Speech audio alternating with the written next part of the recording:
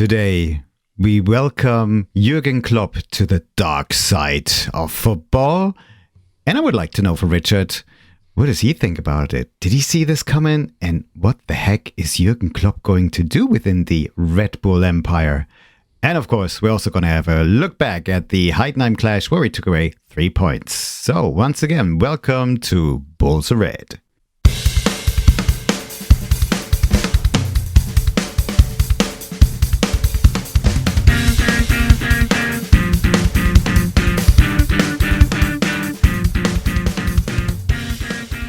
And hello, here we are again. Richard, we're slightly late. It's the international break that we dread. And we had the injuries before that, so not a good start. And we're late, but it's the weekend, sun is shining. So how are you today, my friend? I'm good. A little bit tired from the week. I had a week off, so I thought I had a week off, but honestly, I just transferred work from the office to my garden house. So you did some real work, some real important work. Yeah, something what really counts. I really applaud you for that. Thank you. And you mentioned it, the international break this week. So that's something new. Usually our lads suffers injuries during international break. And now two of those guys injured before the international break. Is this a kind of development we're always talking about? I'm not sure. And if so, there's nothing I would like to see for the future. I agree. It's really strange. I mean, when we heard about David Raum leaving the German squad or not traveling out with them, we thought, oh my God. And then Benny Henrichs joined him. It's like, why only the players from RB Leipzig? Why are they injured? But we come to that a little bit later. But first, I would love to talk about this astonishing development that happened during the week when an official announcement came out by the Red Bull energy drink empire that Jürgen Klopp is going to wander over to the dark side of football. When you heard about it, what was your initial reaction, Richard? Well, first I thought, okay, this is pretty cool, Jürgen Klopp Red Bull. And then I was like, this is not really new because I heard about it. There were rumors a few weeks ago. I read about that and now it's finally true. And okay, my first thought was cool, Jürgen Klopp. It's I think it's never a disadvantage having Jürgen Klopp somehow involved in your whole organization. And on the other hand side, I was like, okay, head of global soccer, what is this all about? Because, you know, I know and you know and all the people know that our club is part of the Red Bull company. But in fact, according to the rules and the laws, according to the German football, it's not. So it's only a sponsor, so to speak, officially. So I'm curious how his engagement will have some impact on the activities within our RB Leipzig organization. Do you know more about that? Of course, I don't know more about it because I'm not involved. But let me just go back first to my reaction. I thought it was a hoax. I thought it was some sort of hoax in this April Fool's Day. And I thought now it's October, can't be. And it became very quickly official. Even the respectable journalist of Sky News Sports, Philipp Hinze, confirmed it quite quickly. And I thought, what the hell's going on here? Why is he going to do this? And I was really wondering, or I really thought that Jürgen Klopp would take a lot more time off. Did like the fact that he didn't want to go back to the sideline and to day-to-day craft of being a gaffer. Why would he go into some sort of administration role? But then I had a look at the reaction in the media, on the social media as well. To be honest, it was quite positive reaction, apart from, of course, the backlash in Germany that you would expect. I think we consist over here of a fan base in Germany that is romantic views about the football in a sort of traditional way. And we have the 50+1 rule, so no company can actually control your club. And Jürgen Klopp seemed to stand for different values in his career. He started with Mainz. He played in Mainz. He was coaching. Was a coach in Mainz. So all these clubs that are perceived as these hardworking people and traditional football fans, real value football clubs. When he was manager for Dortmund for a long time, and he got them various 2 championships. he was working at a club which also represents those romantic traditional values. On the other hand, come on, you can buy shares for Borussia Dortmund, a public noted company on the stock market. But you can argue, okay, that part just generates money. And if it is in public ownership, isn't that a good thing? It's a sort of democracy. But I think fans have limited say anyway. But nevertheless, Borussia Dortmund, long history, they stand for these type of values perceived in the eyes of the traditional football fans. And then, of course, he had 9 years at Liverpool where he managed to bring them back on the map, to put them back to the top of the English Premier League, international trophies. And Liverpool has this huge tradition, but Liverpool is owned by investors, okay? By an enterprise which also owns the 49ers or has some investment in there. So that structure is completely business-like. That is corporate-like. This is nothing what we've got in Germany with the 50-plus run rule. Yet, all these traditional, and I'm generalizing here, all these traditional fans, they hail this Liverpool model. But it's actually a business, guys. It's football with business and totally business. And the company owns the club. Withstanding that, it seems like Jürgen Klopp is representing those traditional values. And then he switches over to Red Bull, to the Red Bull University, and the football is just a marketing vehicle. So he comes over to the dark side. And I picked up on a video which was distributed from 2 years ago where he mentioned he was quite positive about the Red Bull idea in terms of creating money and investing money into the football clubs. And in his eyes, he says, or he said at the time, that this was a football idea, not a money idea. I beg to differ, because at the end of the day, Red Bull is a business. And we saw this also last year. And I am coming back to the dreaded subject of price hikes for Sector D people, long-standing customers like me. It is a business decision, okay? They decided to hike up the price by 60%. As a customer, as a client, you either take it or leave it. In that sense, my relationship with RB Leipzig it might be different than the one from a traditional football brand with Borussia Dortmund, for example. It's a lot less emotional. Nevertheless, I enjoy watching football and the whole entertainment around it. Jürgen Klopp seemed to be positive about the Red Bull philosophy. And I think looking back when Max Ebel was here, and Max Ebel had to go because he didn't show enough commitment to Red Bull and was really eager to leave RB Leipzig for, what's that club in Munich, Bayern Munich, at the first possible option and chance. Jürgen Klopp seems to be right behind it. But why would he go for a role like this, which is, head of global soccer? And it was explained, and it is explained, that he is mentoring coaches and staff with Salzburg, New York, Bragantino in Brazil. And you also have a Japanese club in the J3 League, Omiya Adia, and I totally mispronounced that probably. All these clubs would benefit from his, expertise, mentoring, coaching. He's not involved in any day-to-day business. So I think in order to trying to understand what he would do and what he would bring to the table is to detach yourself from the club that we're following, from RB Leipzig.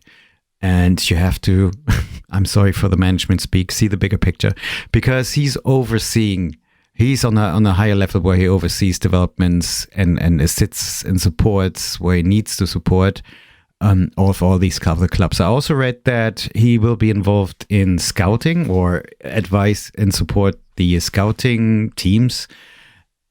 And that sounds to me, everything's very strategic, because with his experience, the scouting teams will do an even better job. I think scouting at RB Leipzig and with other clubs as well is very much long term. I think they're a couple of years ahead or even more than that, thinking of how the squad could look and which players to develop. And I see two things that the RB clubs could benefit from. And that is even more effective scouting team, attracting young top talent and player maybe earlier, trying to keep them longer as well in the clubs, and possibly here and there, and that's what I would hope for RB Leipzig, really develop a team that can challenge titles, that can go for titles each year and even on an international scale as well. So I think it's a long-term vision, and it's a long ball game that they're playing here. And I think he can bring very much to the table.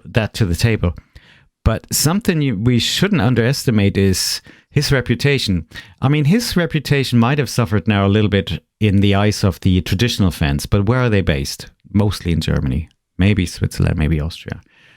Are these really, on a global scale, are these really the only important markets? Yes, they are important as well. But if you think about Jürgen Klopp's reputation being a little bit tarnished in these markets, I think at least half of the people still like him and still respect him for that. So he still has this very good reputation here, and definitely on an international, almost global stage. Jürgen Klopp is well known, definitely through his accomplishments at Liverpool, especially in the Anglo-Saxon world. He is, after all, a wonderful ambassador for football. And RB Leipzig, sorry, I correct myself, Red Bull, and all the attached clubs can really benefit that. He can benefit from his strategic thinking, from his experience, from the support, the mentoring. On the business level, it sounds great to me, to be honest. What I'm thinking of, okay, he will have had, of course, interviews. They will interrogate him left, right, and center. And I do believe in his motivation, and that he's behind the Red Bull philosophy, and he sees it maybe in a different way than I do, a little bit more romantically. I think Red Bull is a business, is a corporate thing, and there's no way from getting away from that. But if he's so behind it and he's really concentrated on what makes him, what he's passionate about, which is football, or as they now call it, soccer. And developing people, developing teams, developing departments, moving an idea forward, I think he is the best possible guy. He just needs to bring it to the table. And I'm not sure how he's going to make that switch from, day-to-day business with direct impact on a team that he coaches and manages to overseeing several teams. And I like to just point your attention to one more thing. Of course, Red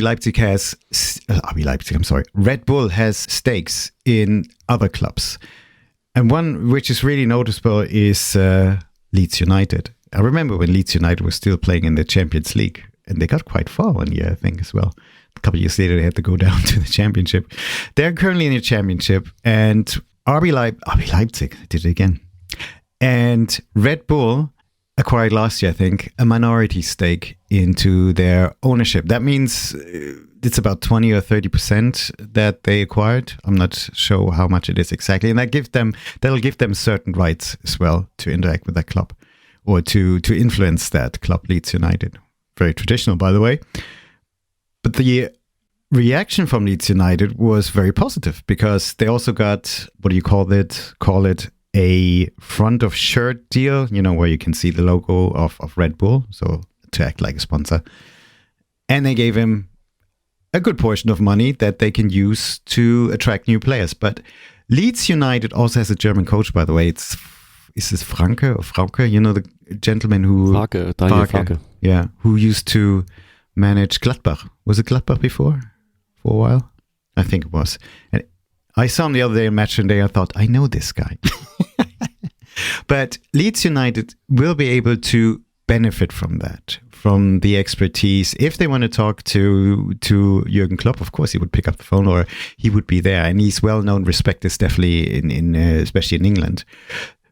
But there's not going to be anything else. As long as the situation doesn't change and the management opposes any takeover by Red Bull, it's not going to happen. But still, it could offer Red Bull or those clubs within the Red Bull universe maybe a good ground to test or develop players, in the EPL, because Leeds United one of these days will go up again, and then maybe transfer them to other players or sell them on. What I'm not 100% sure either, if in the long run, Red Bull will still push that model or they definitely will push that model for getting new talents. And I think with Jürgen Klopp, you can actually probably, I would like to think so, convince a lot of players that beforehand wouldn't have gone to any RB club in our Red Bull universe.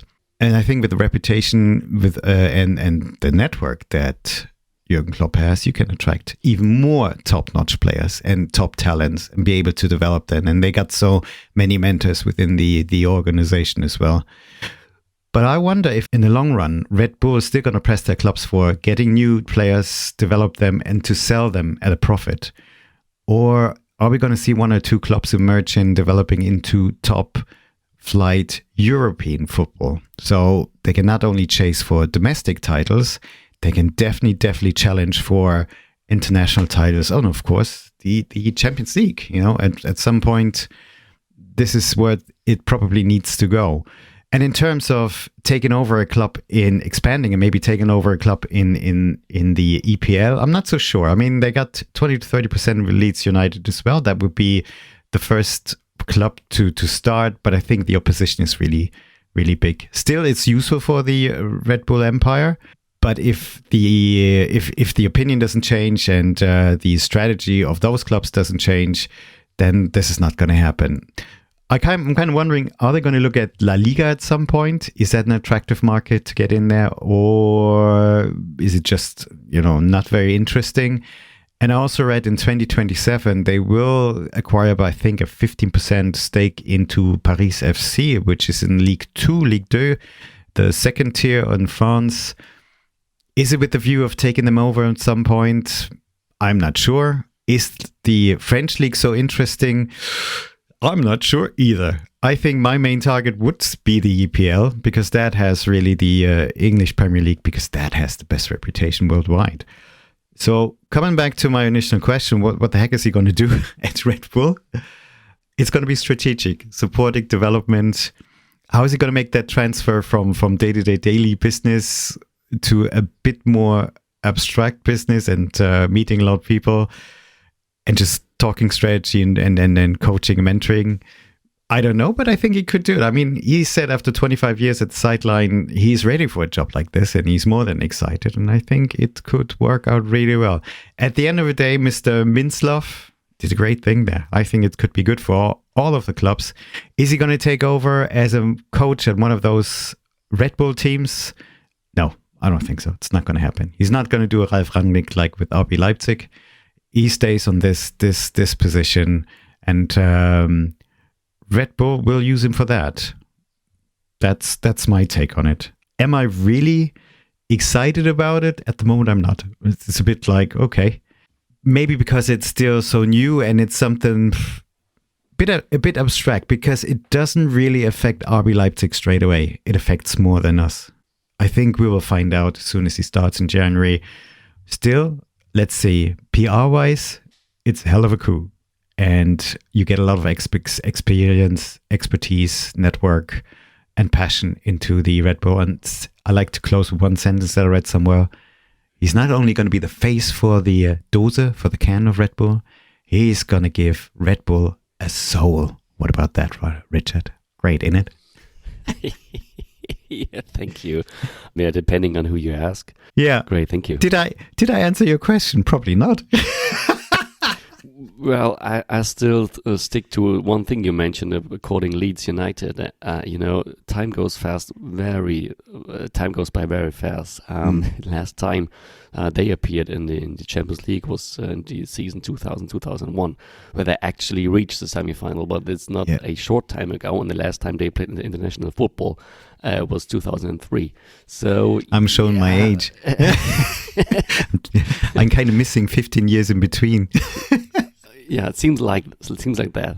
And one side fact, Leeds United played actually SC Leipzig in the mid-60s in the, how was it called? It was called the... Messe Cup? The Messe Cup. In English, it's the Intercities Fairs Cup. All right. It was played during the mid-50s and the 60s and abolished in the early 70s. So yeah, maybe there's a circle that closes somehow. Although it's not a circle, it's more like if you want to construct something like this long traditional history of 1. FC Lok Leipzig to VfB Leipzig, then you're on the right path, my friend. I'm doing good.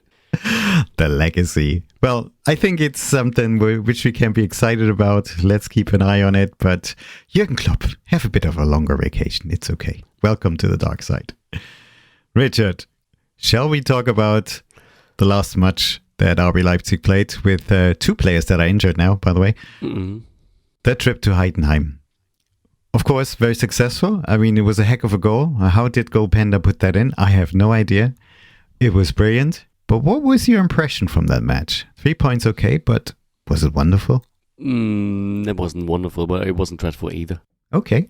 It was a battle, especially in the first half. Heidenheim was well organized, protected their center well, and made it really hard to find ways towards their penalty box. And there wasn't really a surprise because, so we won there last season, and I think Leverkusen did as well. But other big clubs like Dortmund or Stuttgart, struggled, taking away 3 points there. So and we expected a close game before that. So it's actually another real surprise that what kind of game we actually saw. But on the other hand side, I was satisfied with the style our lads adjusted to that. They took it. They accepted this style of playing today. You cannot just letting the ball roll. You have to play long balls. You have to go into the duels. What they did. And I rewatched the match yesterday, and in the first half, Heidenheim was with only one chance after a corner kick in the very first minutes, and then without any real threat to our goal, and that changed just after we scored. That was wild 10 minutes. Wild. It was wild. Wild. You wonder why. Why do we need that much excitement, guys? Yeah, because Heidenheim kicked in this next gear somehow. They, it was so obvious that the last line just moved 10 meters further to the goal line, in midfield, and the spaces were much more narrow than they were before. So it was not that easy recovering the ball and doing with it because, the Heidenheim players were just there more than they have been there in those situations than they were in the first half. Okay. So I think to me it seemed, okay, they have it, Heidenheim players have it, but they cannot keep this up about 90 minutes. Oh, I thought they were waking up too late. No, maybe. Yeah, it seems like they were waking up too late, but if they were playing like this, they would have run out of gas in the last 20-30 minutes. Okay. So this is my takeaway from that. To be honest, it sounds feasible to me. But who am I? What do I know? Me neither. So at the end of the day, it was I think it was a great day for us. Getting away with 3 points in this crucial situation. Now we have 14 points out of 6 games, best start of the franchise history in the Bundesliga. I think even more now with the introduction of Jürgen Klopp as head of global soccer, any discussion about Marco Rose is gone for a while. Do you think the Mainz people keep together like Sandro Schwarze in New York as well? He's okay as well. Yeah, I don't know how the new Red Bulls are performing right now, but at least they're in the playoffs, I think. Oh, really? Okay. It's that time of the year again where you enter the playoffs, but I'm not sure how securely they got in there. They seem to be beaten a couple of times. Forsberg was out for a long time and is slowly coming back. It's probably a similar situation like in their season before, where they think they progressed to the second round, so to speak, of the playoffs, and then that was it. Anyways, let's turn our eyes back to RB Leipzig. Yeah. So, sorry, I interrupted you. No, okay. You're welcome. I'm back to Heidenheim. So, yeah, 2 takeaways from that. The unsung hero of the game, my hero of the game, is Antonio Nusa. He really impressed me in terms of his decision-making. He was always in dangerous spots in the attacking third. Smart moves, even without the ball, when he tries to find some alignment with Klostermann, especially in the first half. And it worked out twice, so that he just let passes that was meant to go to him just through his legs or next to him, and then create with this open spaces for Klostermann, though he wasn't able to do something useful with it, but that's another story. But Nusa, his vision, his understanding of the situation, his awareness is superb, or was superb in that game. And according to this, he was on another level compared to Xavi. Xavi got the ball, and in my recognition is he receives the ball and then starts thinking what to do with it. And Really? Nusa is that step further. So he always is aware what to do with the ball just before it passes. He gets passed to. And yeah, I think he had 32 actions in the attacking third. That's by far the greatest number of all of our lads in that game. And I think he has real impact and the assist too, but this is not the reason. He caught my eye because it was especially in the first half, where he caught my eye because he was always involved in any danger situations. And then he caught my eye in the very last minute. In the very last minute, he made a sprint towards the goal line to go for the deciding 2-0. And he was at the goal line near the goal post. No, the goal post, the corner. The corner flag, and then I was in English. Sounds great to me. And then Heidenheim with last gasp tried to make this game quick again, and then they passed the ball through midfield to the left side, and there was Nusa again. He sprinted right way back to the right side and trying to do anything he could to defend some dangerous situations. And I was like, okay, this guy just ran about like, it seemed to me as if he was running like 12, 13, 14 kilometers. I have to look it up. But he really caught my eye in that game. And, this guy is only 19 years old. I think it's a great future ahead of him. If he can keep up with this. And what have I read?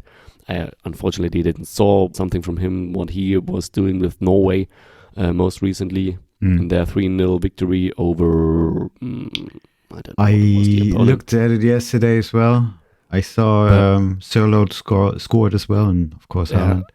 And I think Nusa had at least 2 assists again. Wow. So he's a real impact player with 19 years old on international level, on our club level. I'm really, really excited. Can I ask you a provocative question? Mm-hmm. Of course I can. I'm allowed to. Looking, if he was to develop that way this season and has his sort of breakout season, or getting even close to what I'm imagining now, bearing in mind he's 19, and Xavi is not returning next year, do you think we would notice Xavi's absence less because of a great, even better Nusa? If Nusa should really develop this way you described it, and if Xavi struggling the whole season finding his 2023 form again, then yes. Okay. Then I think yes. I think Xavi, the absence or the probably absence in the next season won't be that huge, task to overcome with Nusa in that performance. I recognize on last Sunday. Well, really appreciate that description, your thoughts there. And you described Nusa as his unsung hero. And a couple of episodes ago, you had another unsung hero, who's David Raum, who got injured. Now, before we started the podcast, you described to me vividly in German that he actually got injured during the Heidenheim match. So what did you observe? Well, the injury obviously came shortly after the start of the second half, where he was involved in some duels next to the sideline. And then there was a free kick right after he was fouled. And I, with the knowledge that he was taken off shortly after that, I started watching him, and he sometimes touched his ankle, his right ankle. Then there was this goal. This loud goal from Šeško, and there was this VAR sequence, and it's hard to spot with the pictures or the coverage from the television, but I saw him turning when Stegemann turned his back to the monitor, where he looked into this scene that the goal that was disallowed. I spotted Raum next to the sideline, got some medical treatment. And I was like, oh, that's interesting, because the foul that allegedly led to his injury was in the 48th minute or something. The disallowed goal was about in the 53rd minute, I think. So it was only like 5-6 minutes that he was on the pitch with that injury, and then he got some treatment. And then it took even 15 minutes more before he was substituted. And I was like, okay, this is strange, because he was on the sideline with the trainers, with the medical staff, got some treatment. And I expect from people that it's their job to recognize injuries. Of course.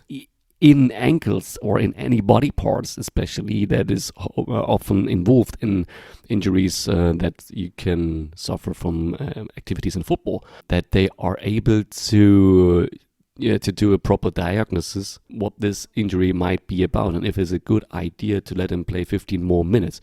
It's a bit hindsight now to say that, hey, if he was taken off right after that disallowed goal, he wouldn't have received a surgery. Okay. But on the other hand side, I think it's clear and obvious that the 15 more minutes on that pitch didn't help to shorten the time off from football now. Yeah, with his diagnosis, he got a ligament tear in his right ankle, and it's going to be out for several months. I think 3 months, something like that. Yeah, we won't see him again this year. Yeah, you get Orban vibes from last year, sort of. Even worse. Really? Because that special position he's playing on, well, it's a topic from our next episode. Yes, and in that next episode, I'm also going to ask you, how do you feel RB Leipzig is going to come out of this international break? Of course, everybody's still on duty. So far, nobody else is injured. But another player of RB Leipzig who was called up for international duty with the German team, traveled with the German team, but returned, Benny Henrichs. And I heard he's got, back problems. But the concerning thing is his date of return is uncertain. Did you hear anything about that as well? What do you think about Benny Henrichs being out as well? So that there's not yet a return date doesn't concern me very much, because if it is only some back pains, I don't think this is something severe that should be dealing with several weeks or so. So I expect him back versus Mainz. I hope so too, because we can't afford any more injuries. I mean, they posted pictures of David Raum returning on crutches to the club. It's not something I want to see, to be honest, but it's better than him being in the hospital bed. So I guess that's improvement. And next week, I would be eager to understand, who of the other players who we thought should be on the pitch could be on the pitch. But this is something to talk about next week. Richard, we got 3 points. We're tight with Bayern Munich for first space. Minslav talked about if there's a gap and somebody weakening, we should be there. It's early in the season. I just hope that we come out of this international break. I hope that we still hit the ground running when we come out of this international break and continue this fine form, because in the past, that wasn't always the case. Thank you, Richard. Wonderful to talk to you this weekend. And I hope you're going to continue with your chores, your duties this weekend, and you get them completed before you go back to work. Well, thank you. It was a pleasure to me too. So yeah, after we are now stopping our recording, I will head to the garden again, and then hopefully we'll be finished today, but I doubt it. We'll keep our fingers crossed. If nothing else, you can always get the support and the mentoring and the coaching of the new head of global soccer for Red Bull, because he is now on the dark side. Great. This has been Bulls and Red, your football podcast from Leipzig. We're at home in Leipzig, and we come to you wherever you are on this planet. If you like this podcast, please consider subscribing to it on your favorite platform. You can leave comments in the show notes as well, and you are able to get in touch with us by email. The email address is podcast@bullsandred.com. We're also on X, Twitter. Our username is podcast_RBL. Our episodes are available on YouTube as well. And there's something else I forgot. We're on Instagram. Username is Bulls and Red. Guys, have a great weekend. Thank you for listening. We really appreciate it. And we come back to you, if you wish, next week. Normal time, normal place. I almost said that. And all we need to say now is, vielen Dank, Richard, und schönes Wochenende. Auf geht's, Leipziger Jungs!